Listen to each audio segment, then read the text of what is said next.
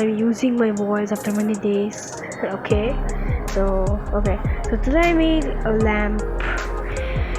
Yes, it's a rechargeable lamp because of this rechargeable battery, and can be rechargeable through this port with R here and B here, and it works very easily.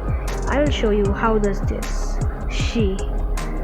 The connection is very simple. The red wire means the negative and the blue is the positive. The positive one comes here and ends up giving it to the emergency circuit. These are the emergency power points. Whenever we require, we just press this two and the light will turn off.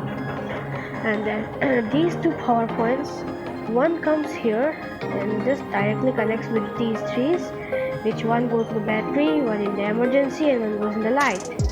One more comes and goes there. Wait, I'm showing you. Yeah, you can see there's a diode. This thing, black thing, the diode is connected by the blue wire of the socket, and then it is connected with the blue wire in the socket, and then it is connected in the black wire, which goes where does it go? Which goes there inside the switch.